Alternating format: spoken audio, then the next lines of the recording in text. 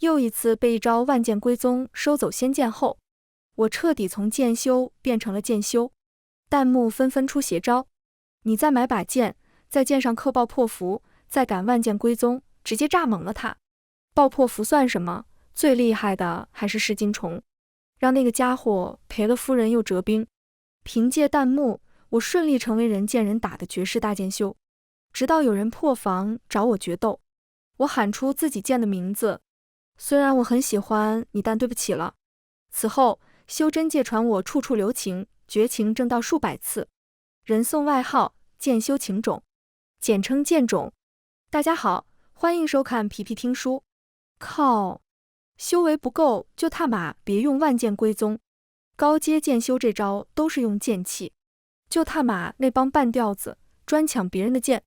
我攒了好久的钱，终于又买了一把仙剑，还没等捂热乎呢，再一次被收走。我坐在小摊上，看着天上密密麻麻的剑，彻底破防了。弹幕还在那儿说风凉话，怕啥？用完了会给你还回来的。还回来？我当场炸毛。我第一把剑被送回来的时候，剑身上是3处缺口，被狗啃似的，根本用不了。剑无所谓，剑身上一并送还给你的，剑道感悟可遇不可求啊。可得了吧，这就跟你老婆自己出去跑了一圈，回来以后经验值拉满，你们踏马乐意？我江淑凡，白玉宗勤勤恳恳老老实实一内门弟子，可这世道老实人竟吃亏。这次论剑台比武，我原本势在必得，对面那厮拱手，请指教。我刚要回礼，他猛地一抬手，且慢。我立刻收势，以为他有什么要紧话说，结果嗖一声，他那把阴险的飞剑贴着地皮就窜过来了，直奔我下3路。我狼狈的一个驴打滚躲开，直接掉下了擂台。吃一堑长一智，果然第2场又碰上个奇葩，对方同样一抱拳，然后中气十足的大喝且慢。我立刻警觉，挥剑格挡，当一声脆响，果然架住了他偷袭的第一剑。哼，同样的招式对我没用，结果那厮嘴角一勾，轻飘飘吐出2个字：剑来。我还以为飞剑会再次偷袭，赶紧拧身回防。就在我全力应对时，小腿猛地一阵剧痛，嗷呜！低头一看，一条不知道哪来的狗正死死咬住我的腿肚子。这么一分神，那把剑又来了。连续2场憋屈败北，宗门发放的修炼资源彻底泡汤。我心情灰暗，垂头丧气的准备下山散散心。走出宗门，到山下集市点了杯茶，还没等喝，就听远处一声轻斥：万剑归宗。我心道不好，腰间陪伴我才3个月的青霜仙剑嗡的脱壳而出，化作一道流光，被远处一个模糊的人影强行收走。我看着空荡荡的剑鞘，山风那个吹啊，心里那个凉啊。我勤勤恳恳修炼，踏踏实实练剑，怎么就混到了这个地步？这踏马还有没有天理了？弹幕为了安慰我，开始出谋划策，斜光四射。姐妹，报复啊！他们不仁，别怪你不义。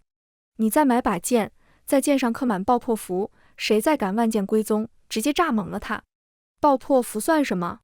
最厉害的还是噬金虫，悄咪咪附在剑上，把本命剑和招来的剑全啃干净，让他赔了夫人又折兵。我看得眼皮直跳，这他妈是真剑啊！纯纯的钓鱼指法。弹幕理直气壮，跟那帮狗东西讲什么武德？他们抢你剑，你让他们不舒服一下怎么了？不剑怎么报复？以剑制剑，方为大道。我沉默了半晌，最后一拍大腿，干！老实人就活该被剑指着，豁出去了。我咬咬牙，掏空家底买了2把最普通的铁剑。第一把，我找到了宗门里那位以脾气古怪著称的伏修大师兄。师兄，帮个忙，把这件深刻满爆破符，要那种一碰就炸，威力还强的。大师兄斜眼看我，师妹，这剑刻满爆破符，脆得像张纸，抗不了一击就得炸，你是想跟谁同归于尽？我又钻进古修师姐那弥漫着奇异草药味的洞府。师姐，求2只噬金虫，要休眠快结束，饿得前胸贴后背的那种。师姐从一堆古罐里抬起头，眼神玩味。哦，你想坑人？我在他面前毫无秘密可言，只能老实点头。他熟练地在剑柄隐蔽处凿了个小洞，放进2只金灿灿的小虫。揣着这2把神器，我天天抱着它们在集市最热闹的地方溜达，带着一丝隐秘的期待。来吧，看看哪个不长眼的，再来对我用万剑归宗试试。果然，没几天就又让我等到了。那是个穿着骚包锦袍的世家子弟，正和另一个剑修斗法。能败在我的万剑归宗之下，是你的荣幸。说罢，他并指如剑，周身灵力鼓荡，大喝一声：“万剑归宗！”我心中冷笑，等的就是你这句。我假装惊惶地看着那把刻满爆破符的铁剑飞出剑鞘，铁剑朝着那世家子弟飞去。他收敛了100多把剑，脸上刚露出得意的笑容。轰！一声巨响，震得整个集市的地面都在晃。半空中炸开一朵巨大的蘑菇云，强大的气浪直接把那骚包子弟从飞剑上掀了下来，头发根根直立，满脸焦黑，华丽锦袍变成了乞丐装，当场晕厥。他刚收走的那些剑噼里啪啦掉了一地，周围人愣了一瞬，随即爆发出山呼海啸的喝彩。炸得好！苍天有眼，让这狗日的遭报应了。是哪位义士干的？修真界瞬间炸锅，消息像长了翅膀一样飞遍各峰，但还不足以震慑所有宵小。总有不信邪的觉得是巧合，或是那家伙自己学艺不精。再说了，这帮人靠这手万剑归宗可没少发财，抢到的好剑自己留着用，品相差点的转头就卖了换灵石，真是不要脸到极点。没过几天，第2个头铁的来了。这是个剑匣里装着7、8把剑的收藏家，到处打擂台，然后发动这招。显然惯用此道充实库存，指望着这次也能捞一笔。明目张胆，不要脸又犯贱。很快，他来到我们白玉宗，和一位剑修大师姐撞上了，打斗陷入焦灼。万剑归宗！他一声令下，目标直指我们其他弟子手中的剑。周围一阵惊呼怒骂，我也痛心疾首的松手，大喊：“我的剑！”铁剑乖乖被他收走。他面露得意，下意识地挨个掂量了一下，大概在估摸这些战利品能卖几个灵石。直到他看到我的那把剑，面露嫌弃，正纠结是否将我的剑纳入剑匣带走卖掉，一变陡声。那铁剑刚入手，剑身便发出细微的咔嚓声，剑身上迅速出现几个小孔，并以肉眼可见的速度蔓延、锈蚀、崩解，眨眼间就碎成了一堆废铁渣。还没等他反应过来，他剑匣里传来窸窸窣窣声。不好！他脸色巨变，慌忙打开剑匣，只见那2只金灿灿的噬金虫如同恶虎扑入羊群，正疯狂啃食着他剑匣里的剑，不仅包括他准备拿去换灵石的剑，连他温养多年的本命仙剑也被啃得灵光暗淡，剑身上出现了清晰的牙印。住口！我的本命剑，我的灵石！他手忙脚乱地想扑杀噬金虫，可那虫子滑溜无比，钻在剑堆里啃得不亦乐乎。最终，他剑匣里除了那2只肚子滚圆的噬金虫，就只剩下一堆残缺不全、灵性尽失的剑骸。发财梦彻底泡汤，赔了夫人又折兵，名副其实。那人直接一口老血喷出，道心都快崩了。而我早已挤出人群，深藏功与名。我知道真正的剑道才刚刚开始，毕竟弹幕里那些缺德带冒烟的主意，我才用了不到1/10。弹幕大佬们见我孺子可教，纷纷献上更多缺德带冒烟的锦囊妙计。爆破符和噬金虫属于物理攻击，下次整个魔法伤害。复议，比如搞把录音键，被收走时自动循环播放炸裂大瓜，干扰对方心神。要我说，最狠的是情缘剑，绑定了痴情咒，谁拿到你的剑，就会死心塌地爱上你洞府门口那只看门的石狮子。我看着这些弹幕，嘴角疯狂上扬。很好，很强大。这帮人出的主意已经脱离人类理智思维范畴了，但是我喜欢。我再次找到了伏修大师兄，于是第3把缺的剑诞生了。机会很快降临，一次宗门小比，对面是个眼高于顶的亲传弟子。显然听说过万剑归宗被克制的传闻，但仗着修为高深，不信邪。僵尸妹，小心了！万剑归宗！他一声轻喝，我的流影剑应声而去。他稳稳接住，正欲嘲讽我这件毫无特色、毫无灵力波动。突然，剑身光芒大放，一个洪亮且充满感情的男声响起，响彻整个比武场。震惊！青云峰亲传弟子赵寒春竟于深夜潜入灵兽园，对三尾灵狐做出这种事，详情请支付10块上品灵石解锁后续。一遍又一遍，回荡在宗门高山大谷中。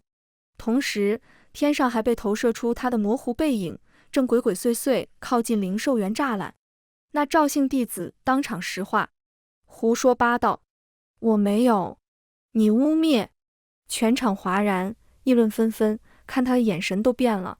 虽然大家都知道这8成是假的，但架不住这八卦劲爆啊！他百口莫辩，心神大乱，连后续法术都掐不稳了。我趁机轻松取胜，下场后还好心的跑过去安慰赵师兄，这鉴定是中了邪，我拿回去好好检查，定还你清白。说完，赶紧把还在巴巴造谣的剑收了回来。经此一役，虽然没人明说这事是我江疏凡干的，但关于万剑归宗会引发各种诡异社死事件的传闻愈演愈烈。如今敢用这招的人，终于几乎绝迹。我江疏凡的剑道会止步于此吗？不可能，绝对不可能。弹幕里还有捆绑销售剑、分期付款剑、健身课满小广告剑等一大堆创意等着我实践呢。我的剑修之路，漫漫其修远兮。然而很快我就发现，在这修真界，剑道绝非我一人独行，狠活辈出，只有我想不到，没有他们做不到。那天我为争夺一株灵草，与一个家伙从山巅一路激斗到山下城镇，那厮眼见不敌，眼神四处乱瞟，正好看到路边有几个金刚宗的体修弟子在闲逛，个个肌肉虬结，铜皮铁骨。那家伙眼睛一亮，大喝一声：那位金刚宗的道友，借身子一用。说罢，他一个闪身过去，抓住其中一个体修弟子的头发，像抡麻袋一样，直接把那蒙圈的体修当成了人形兵器，虎虎生风地对着我抡。那体修兄台在空中还试图讲道理：哎，不是，道友你等等，呜啊！我被这骚操作惊得目瞪口呆，差点被这人体大风车扫中。这踏马也行？最后我只能落荒而逃。还有一次，又是踏马的2大宗门大比，对面宗门推出一位御兽师，手底下的御兽堪比一座小山，皮糙肉厚，法术难伤。我们这边好几个师兄师姐上场，都奈何不了他，败下阵来。最后是我那位剑法超群、清冷如仙的大师姐压轴出场，她白衣胜雪，剑光如虹，苦战上百回合，终于一剑挑翻了那只巨兽。全场欢呼，我们都以为胜券在握。就在这时，传音室里忽然传来解说员激情澎湃的大喊：御兽虽然败北，但御兽师正在热身。大师姐刚松一口气，闻声一愣，没等反应过来，热身完毕的御兽师一拳就闷在了大师姐那张倾国倾城的脸上。砰！大师姐被打得倒退数步，鼻血长流，发髻都散了。她捂着脸，表情难以置信，随即眼圈一红。从小到大没受过这种委屈的她，哇一声哭了出来，化作一道流光就飞回了自家洞府闭关。据说道心破碎，哭了3天3夜。我站在台下，握着剑柄的手微微颤抖。这修真界也太他妈险恶了，跟这些妖魔鬼怪比起来，我往剑上刻爆破符、放虫子，简直纯良的像只小白兔。不行，我的剑道修行任重而道远，我立下宏愿。弹幕老师们，我江疏凡在此发誓，定要成为这修真界前无古人后无来者的绝世大剑修。既然要剑，就要剑得坦荡，剑得人尽皆知。藏着掖着算什么好剑修？不如把自己的名声打出去，开门接单。那些被欺负的、被阴的、想报复又拉不下脸的，都是我的潜在客户。我提供创意和技术支持，他们提供零食和需求，再由弹幕大神们集思广益。这不就是一条完美的产业链吗？于是我搞了个大新闻，我花重金租下了宗门广场最大的那块留影石，循环播放我的犯贱宣言。没错，爆破符剑是我的，噬金重剑是我的，留影造谣剑也是我的，专治各种不服，承接各类定制剑器，价格公道，童叟无欺，让你的对手体验社死、破产、道心破碎一条龙服务。本人江书凡，良心渐修，值得拥有。这下可炸了锅了，整个宗门都知道了，那个让万剑归宗使用者闻风丧胆的幕后黑手，就是白玉宗这个看起来清清秀秀的女弟子江书凡。而且她居然公开接单了，热度颇高。我满心欢喜地拉着福修师兄和古修师姐来帮忙。很快我的洞府门口就排起了长队，却不想来的根本没有想报复仇家的。一个女修扭扭捏捏，江师妹，能定制一把叫你居然记错我生日罪无可恕之剑吗？循环播放，要那种能当众让他尴尬主动道歉，但又不至于分手的程度。还有一个师弟满脸悲愤道：江师姐，有没有那种能让我师妹后悔拒绝我的剑？价格好商量。我看着这诡异的需求，嘴角抽搐。不是你们他妈干嘛？我这不是情感调解节目。弹幕却兴奋异常，哈哈哈，业务拓展了，从复仇业务延伸到情感业务了。但不管咋样，有钱不赚王八蛋。我心里一边骂着马麦皮，一边表面露出欢迎再次光临的笑容送客。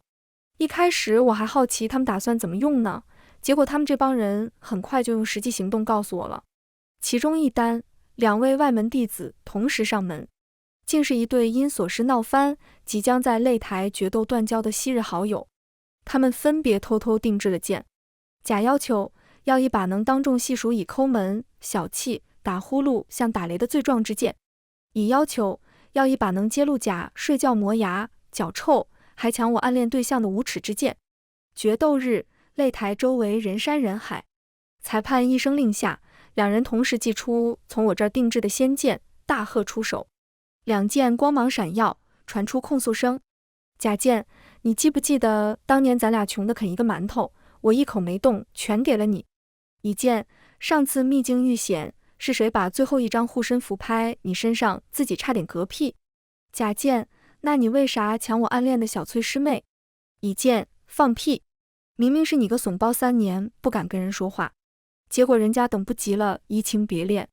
我靠，这咋还有第3个人？2把剑在空中你一言我一语，台上2人听着剑替他们说出的心里话，从一开始的愤怒到错愕，再到眼神复杂，最后竟都红了眼眶。突然贾大步走过去，狠狠捶了乙一拳，又用力抱住了他。你个混蛋，那荷包是我让小翠师妹转交给你的，老子喜欢的是你这个蠢货行了吧？全场哗然。等会儿这俩男的在干啥？乙愣了片刻，反手抱住甲，嚎啕大哭。你才是混蛋，为什么不早说？一场决斗，擂台上下哭声与笑声齐飞，画风彻底突变，擂台隔3差5就上演类似戏码，成了全宗门最热门的情感节目直播现场。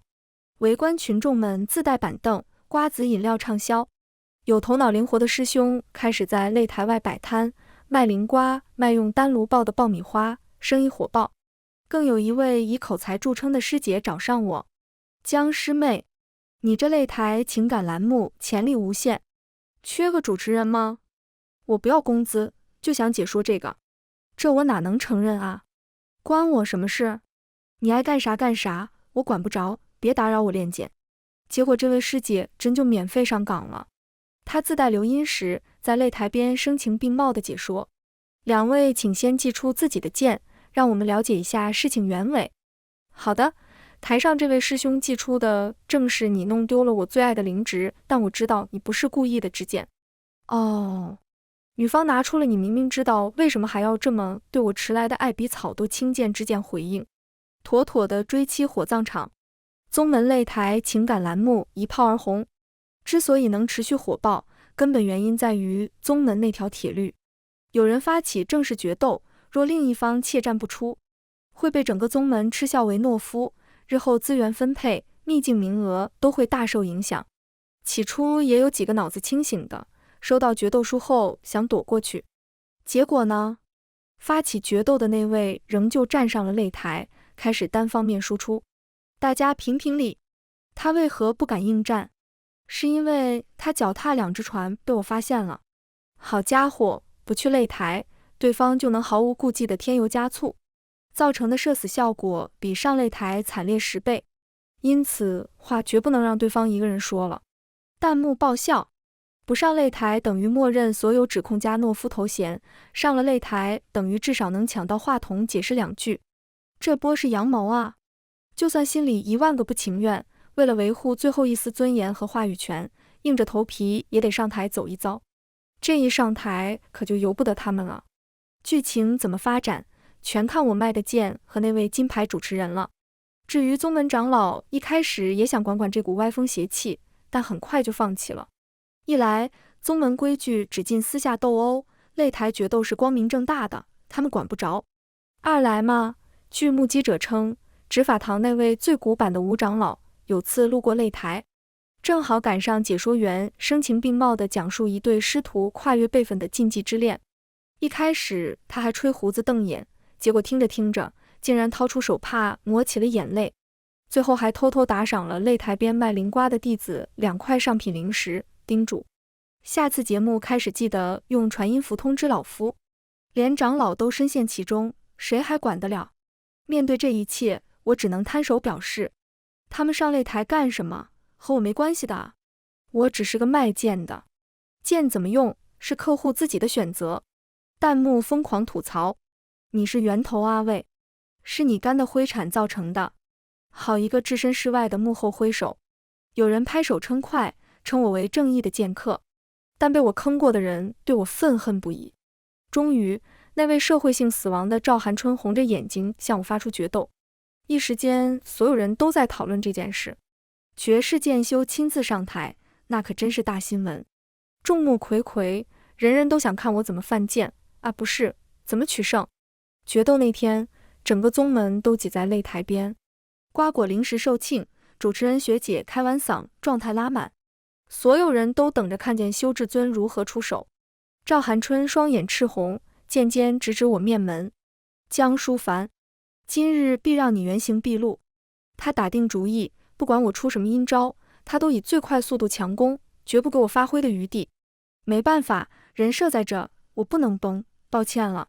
在他见势将发未发之际，我运足灵力大喊一声，虽然你长得帅，修为高，家世好，对我也温柔体贴，但我心里其实早已有了别人，所以我们是不可能的，对不起。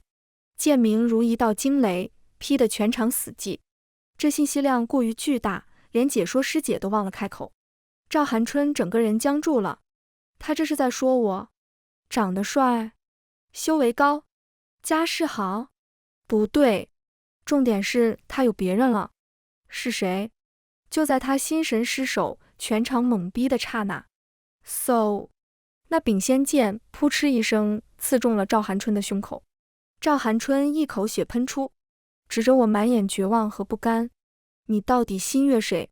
说罢仰天倒下。卧槽，江书凡说的是真是假？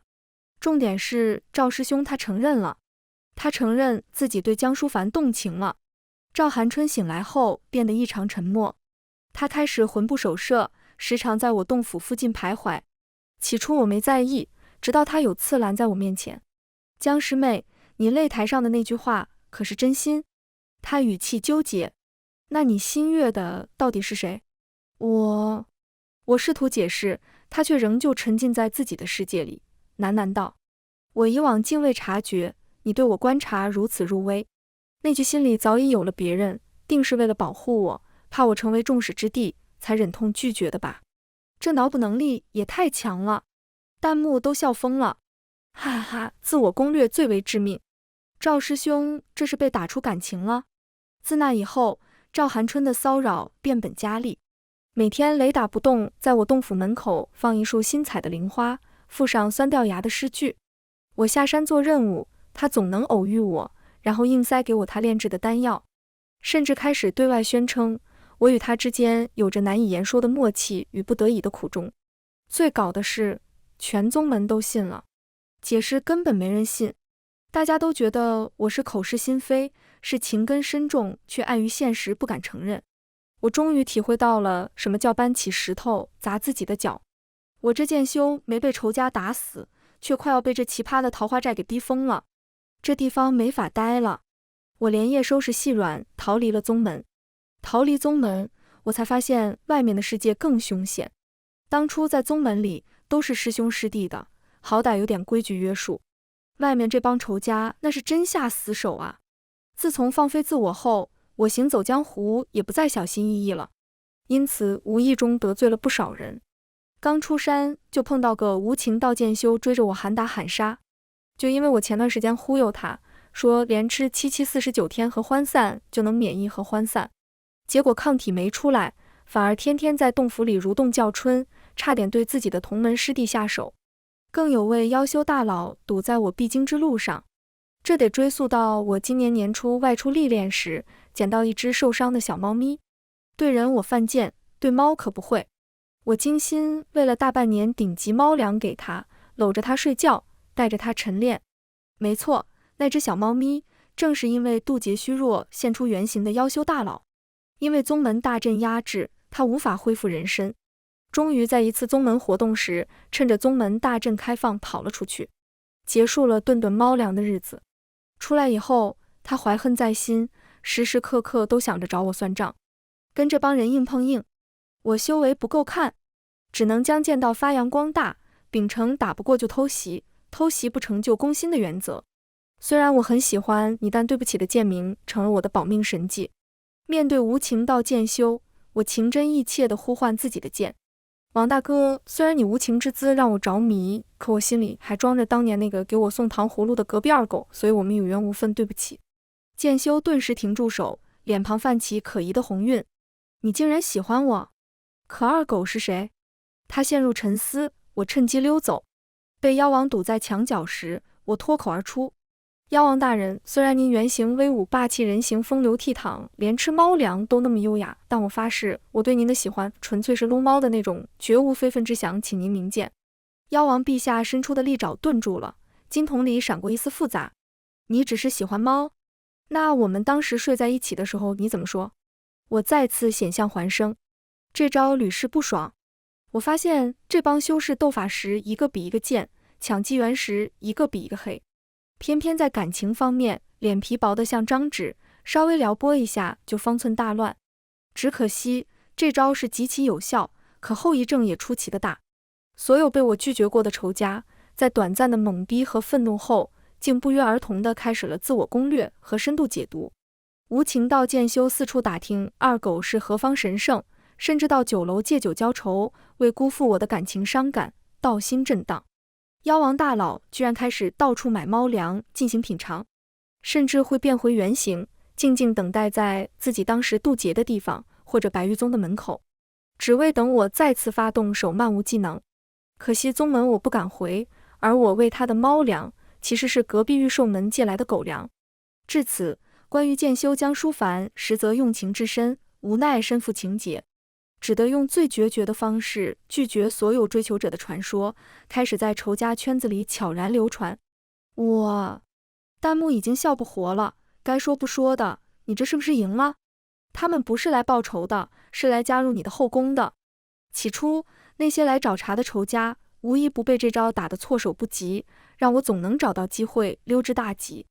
可渐渐的，这招的后遗症开始反噬，那些被我深情拒绝过的家伙一个个陷入了深度的自我攻略和脑补。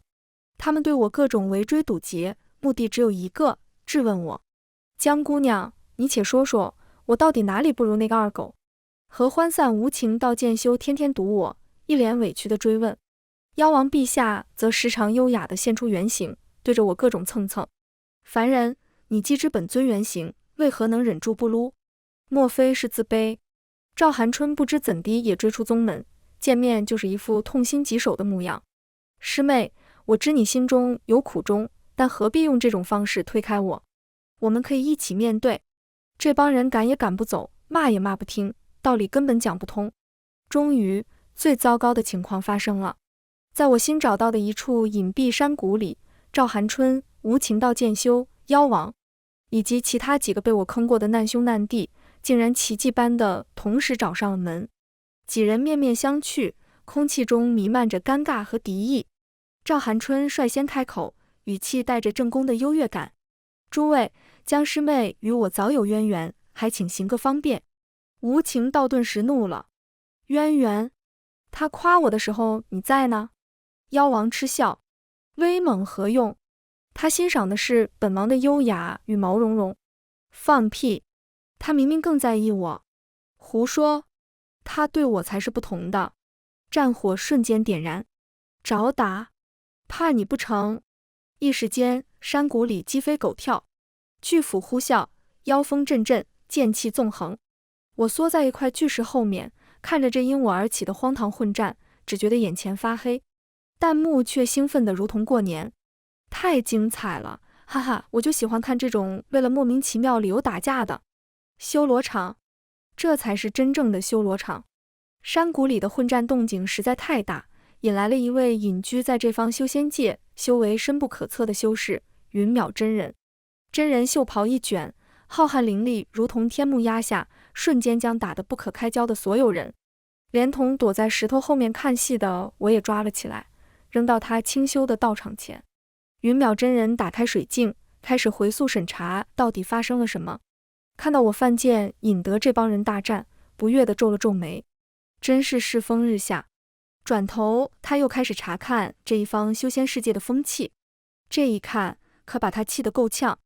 水镜之中浮现出各种令人瞠目结舌的犯贱行为，有修士专门蹲守灵气浓郁之地，一见有人突破或修炼到关键处，便躺倒在地，声称对方灵力外泄震伤了他的道基，不给巨额灵石赔偿就抱着大腿不放，直到气得对方走火入魔。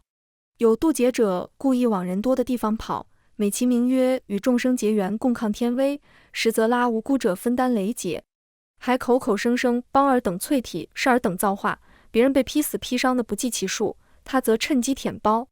某宗门开创拉人头模式，弟子发展的下线越多，兑换的修炼资源越丰厚，导致全宗上下不务正业，天天搞传销。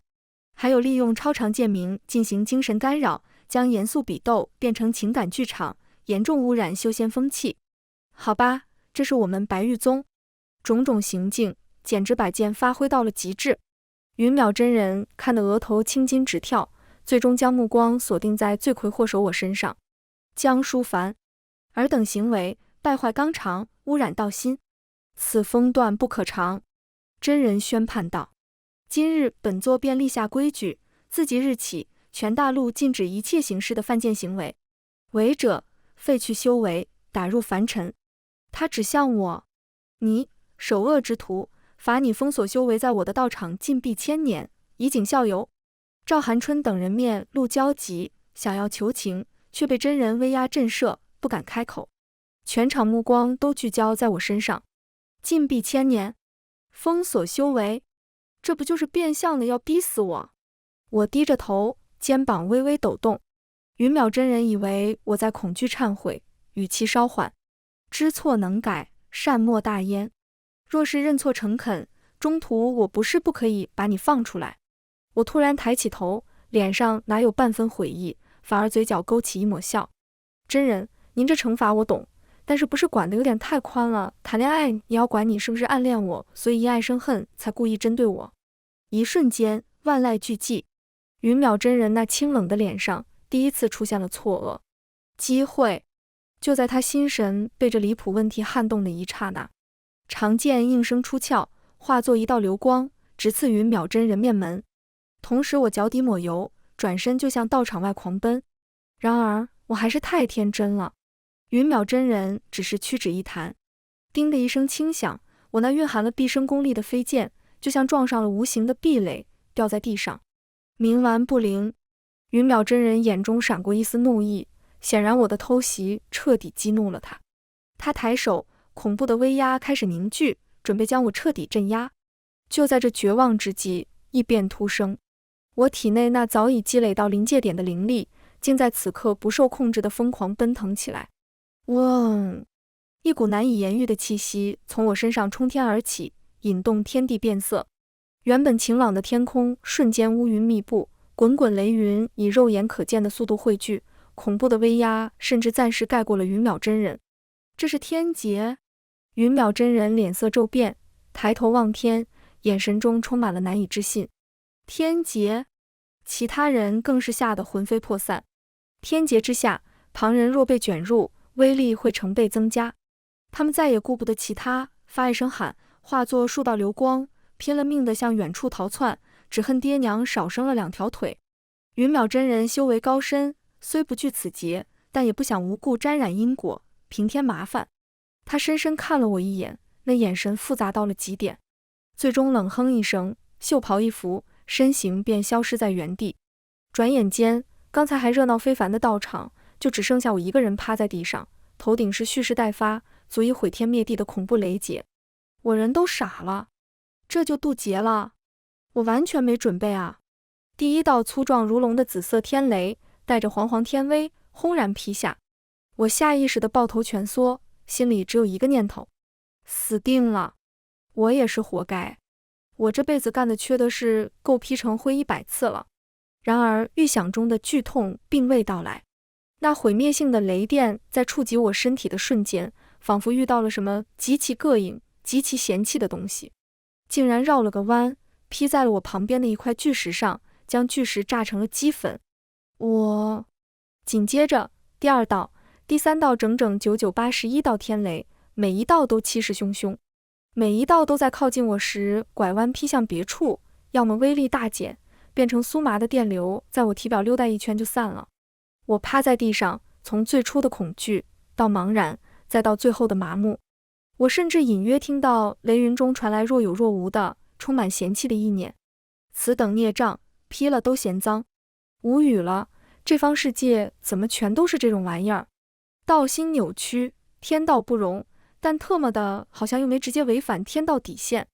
算了，让他成圣赶紧滚蛋，别在这儿污染环境。乌云迅速散去，天空洒下万丈霞光，精纯的天地灵气灌入我体内，洗涤着我的经脉丹田。我江舒凡就这么趴着，莫名其妙的渡劫成功，立地成圣了。我晃晃悠悠地站起来，感受着体内浩瀚如海的圣境力量，又摸了摸焦黑的爆炸头，心情复杂到了极点。弹幕已经彻底疯狂，靠剑道把天劫都恶心走了。天道，快让他成圣，求他别再霍修仙界了。剑圣，这才是真正的万古第一剑圣。我望着霞光万丈的飞升通道，又回头瞥了眼这片让我恶名远扬的下界，没意思。我撇撇嘴，下面这帮人都学精了，不好骗了。上面地方大，神仙们活得又久，肯定憋了不少大的坏水吧。弹幕：上界警报，警报！你这是要去进行降维打击啊？上界完蛋了！我纵身化作流光，留下一串嚣张的笑声。有更大的舞台，不去犯贱，岂不是白成圣了？全文完，皮皮听书，感谢您的观看。每天上新精彩小说，喜欢就订阅吧。